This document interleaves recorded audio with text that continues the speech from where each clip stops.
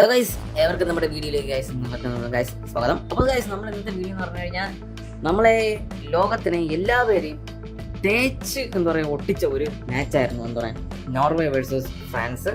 നമുക്ക് ഞാൻ എന്നുവെച്ചാൽ അമിത പ്രതീക്ഷ എന്ന് പറയാൻ ഞാൻ കൊടുത്തിരുന്നു. Haaland versus Mbappe, the clash of Titans, ഒരു മാസ്മരിക മാച്ച്. ഇനി അങ്ങോട്ട് ഹാലൻഡ് വേഴ്സസ് എംബാപ്പെ എന്നുള്ളൊരു ടാഗ് ലൈനോടെ കൂടി എന്തായാലും എല്ലാം വരുമെന്നുള്ളൊരു പ്രതീക്ഷ, അമിത പ്രതീക്ഷ. ഞാൻ മാത്രമല്ല, ലോകമെല്ലാം ആയിരിക്കുമ്പോൾ നമ്മളെല്ലാവരുടെയും പ്രതീക്ഷ വെച്ച് തേച്ചൊട്ടിച്ചാണ് കൊണ്ടുവന്നത്. നമ്മുടെ ഫ്രാൻസ് ആണെങ്കിൽ ഇവന്മാരെ 8 നിലയിൽ പൊട്ടിക്കുകയും ചെയ്യും.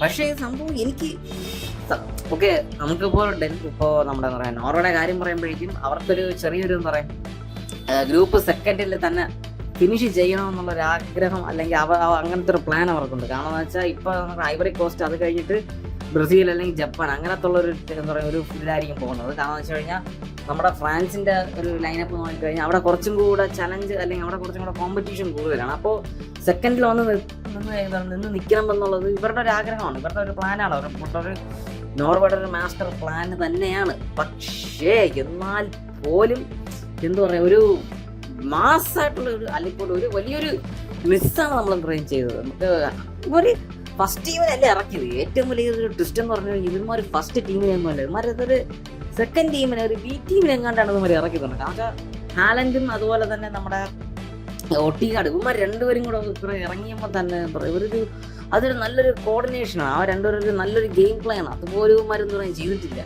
ഒരു ബി ടീമിനെ ഇറക്കിയിട്ടാണെങ്കിൽ അവരാണെങ്കിൽ 8 നില കൊണ്ടുവന്ന ഗെയിമിനെ പൊട്ടിക്കുകയും ചെയ്തു. എനിക്ക് സത്യം പറഞ്ഞാൽ ഇവർ എന്തുമാത്രം പ്രതീക്ഷയോടെ കാത്തിരുന്നു. പക്ഷെ ഞാൻ നോക്കിയിട്ട് ഇവർ കളി തുടങ്ങുന്ന ഇവർ ഒരുത്തന്മാരെ പോലും കാണാനില്ല.